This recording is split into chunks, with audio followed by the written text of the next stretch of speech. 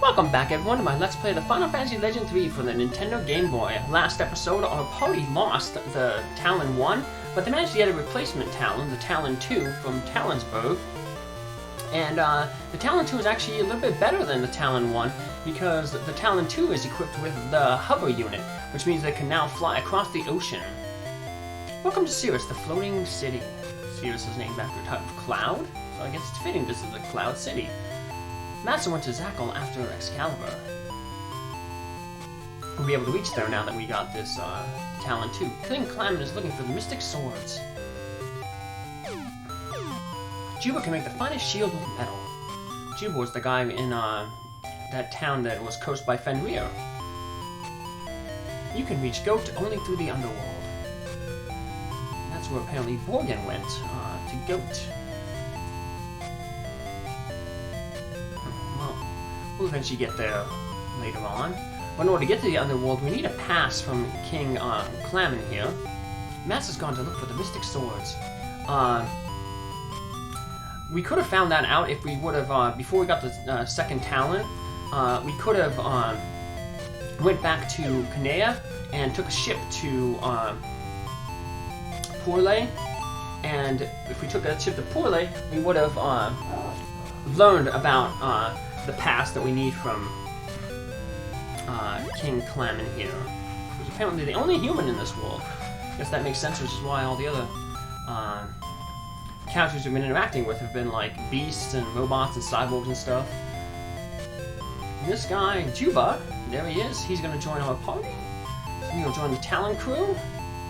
So you want the way to Goht? Yes. Find your way underground to Goht. Stop the invasion of the Masters. You're from the other world. I'm from Eland myself. And all warriors in help. You guys have the Xcalibur? No. You need Mystic Swords to fight the Masters. I'll give you the pass when you get it. Well, we know that's apparently in Xagor. And we'll go there with Faye to draw the Xcalibur. But we got some other things to do before we do that. Like I said, with the Talon 2 here, we can go across the water. So there's a lot of these caves that we want to go to explore them, get some treasure. They're optional, but, you know, we want 100% the game and get all those treasures, so. Not going to buy too much here.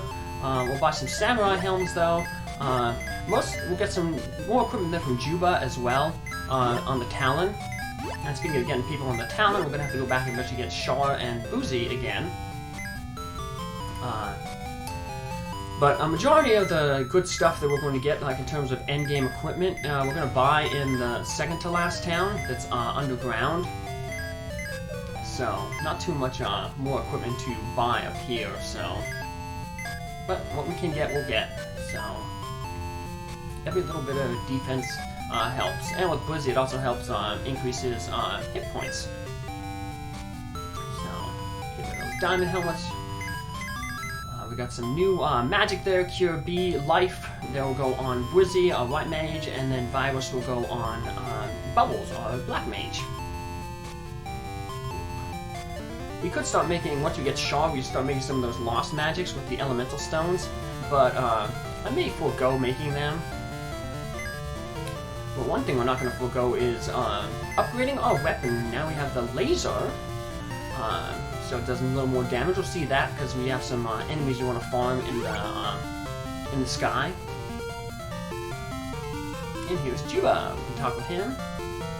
And he can make, once you get those two things, we can give them him, he'll make a shield, the Aegis Shield, which is like the second best shield in the game. The glove, though, the power glove that we're going to get here, is the best glove in the game for everybody. So I'm going to get 4 of them. We're going to get another party member. We'll eventually get another power glove for him. We're also going to get some bangles. They're like the best accessory that we can buy. We're going to make some accessories, though, with the light and dark crystals eventually. We're going to make the armlets, and they're basically like a really good, the only one that gives, the only one other than the ribbon, which gives +2 to your magic defense. And it protects you from the fatal status. but not everybody will like. There's 4 ribbons, but we're gonna give one to our 5th party member, and because we won't need a ribbon on Gilda, because she's going to turn into a Beast Anubis who comes with the all, which is what the ribbon gives. So that's how we're buying her a bangle to take care of that lack of ribbon that she'll be getting. Now let's depart and go look for some of those other caves. You got 2 more to go. There's 5 in total, but 2 of them we can't reach because they're in the Goht area. That's where Borgin went to. But the Goht area is surrounded by this barrier. If you try to get into there, the game pushes you back. The speedrun does a glitch to get through the barrier, but we're not going to do that because, like I said, we're 100% in the game. We're not really taking advantage of glitch. We did take advantage of that money glitch to make a really powerful Weggie at the beginning of the game, so... But now Weggie, since he's not transforming beyond a mouse robot, he's a little bit not as strong as he could be. But here's something strong in strength. We got the light armor, which is the best armor in the game. So eventually we'll be able to buy some of that in that underground town, where we're going to get a lot of the endgame equipment. Let's keep wandering around here. We've got another cave to go, and it's to the south of Etar, that village where Juba was, and that Fenrir cursed. Remember, he cursed that village and kidnapped Faye, because they didn't want Faye to draw the Xcalibur. We're going to be drawing the Xcalibur a little bit later on in this episode. We were told that it's in Xagor, and that Massa, he's the final Talon crew member, he went there to look for the Mystic Swords. So, we'll get Xcalibur, we'll get Massa, and we'll have to go back to King Clamon there.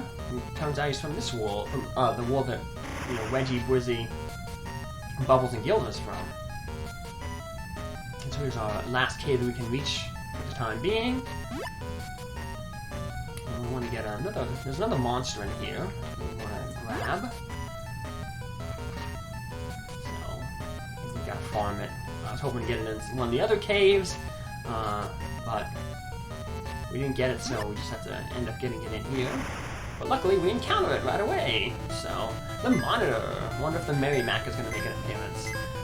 No, the Merrimack is not going to make an appearance. The Monitor and Merrimack are the names of the 2 ironclads in the Civil War. The Monitor was the Union ironclad, the Merrimack was the Confederate ironclad, and they basically changed like naval warfare from like wooden ships to, you know, iron ships made of metal. The Monitor, even though it was a Union ship, it sunk eventually off of North Carolina, and as it was discovered in the 1970s, and then it was raised in 2002. Its turret, and the turret is now actually in the Mariners Museum in Newport News in Virginia, which was a Confederate state. So the Monitor is enshrined and honored in a former Confederate state. So, I actually went and saw it there, down here in Newport News. It's soaking in like a solution because it was spent like, you know, over 100 years under the water. You know, the salt, of course, was, you know, degrading the metal and stuff, so they have it's like a special solution to prevent it from decaying any further. They have a little section on it there in the Mariners Museum. So there's Corley. We could have went there if before we got to Talon 2. You could have went there if we went back to Kinea and got a boat to go there. We wouldn't really learn much there, other than that you need a pass to get to the underworld, and the King Clamon has the pass. So we didn't miss much.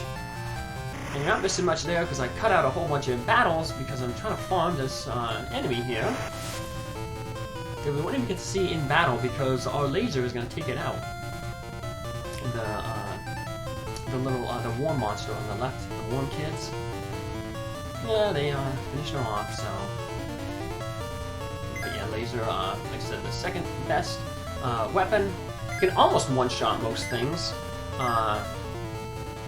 the next weapon that we're gonna get, the final weapon, we'll get a few episodes later, that can one-shot some enemies. So some people like to do the endgame level grinding, just flying around the Talon and letting the E-laser take care of everything. But another grinding spot is in the underworld. You can run into Jorgendur, that worm. That was the boss that destroyed the first Talon. He could be a common enemy. Well, not so common, but he can be an enemy you can run into in the underground. And because he's the boss, he gives a lot of experience compared to what normal enemies give. And the game is very stingy with experience. Like I said, I think the finishing levels, though, are like, in terms of transformations, you know, you get your best cyborg, you get your monster, robot, beast, etc. At level 31, and it never changes through level 99. So basically, like, level 31 is like the point where they kinda, I guess, figure you can beat the game. Now, I have to, if I try to depart, while I'm over a village, it won't let me, so I have to go back in there and move my Talon over a little bit. Here, have you tried drawing Xcalibur? No, not yet. But we will.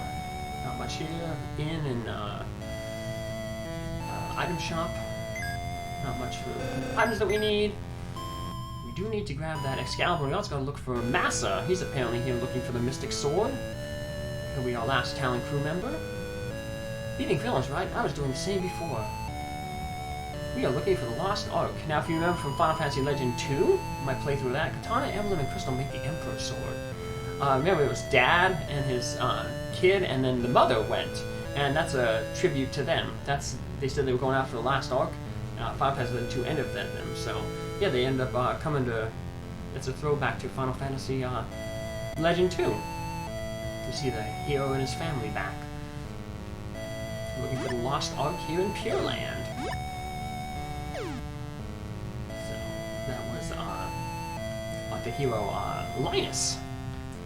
You can go look at his his playthrough, his adventure in the my Final Fantasy Legend 2 playthrough. You, Weggie, Dion said you must come to Portland once you get the pass. Alright, well, we'll go there. But to get the pass, we need the Xcalibur, and to get the Xcalibur, we need Faye to draw it here, so... She pulls the Xcalibur, the sword in the stone. That's why they wanted Faye. But apparently the Xcalibur was not the sword in the stone, that was just a different sword. Xcalibur was the sword that was given to King Arthur by the Lady in the Lake. But... it's all good. So once we got the Xcalibur, not only are we going to go back to King Clamon, we also want to go back to talk to Massa here. You have Xcalibur, what do? Teach those that call themselves masters a lesson. It's about time. Take me along. I'll be of some help with the 4 Mystic Swords. And you're one of the Talon's 4 crew members? Correct. I'll wait outside. And we are going to get Massa now. So now we got all the crew members. Massa sells weapons. We're not really going to buy any weapons off of him. He can also make special weapons with the light and dark crystals. But they're better used for, whatchamacallit, they're better used for the accessories. So we're going to give Weggie the Xcalibur, which is the strongest Mystic Sword. We're going to pass the Durin down, which is actually the weakest Mystic Sword, which we won't really be using at the end game. We'll just pass that on to Bwizzy. Now, it gives 10 less hit points to Bwizzy as a cyborg, but you know, the fact that it is a mystic element sword means that it's going to be really good. So, well, actually, yeah, I'm going to get some weapons from Massa here. The Wall Staff. The Wall Staff gives some a boost to magic and a few other stats. So I want to get that. That'll end up going to Bubbles. Bubbles will eventually. I'm going to just pump her up with a bunch of stuff if she ever turns back into a mutant that boosts her magic.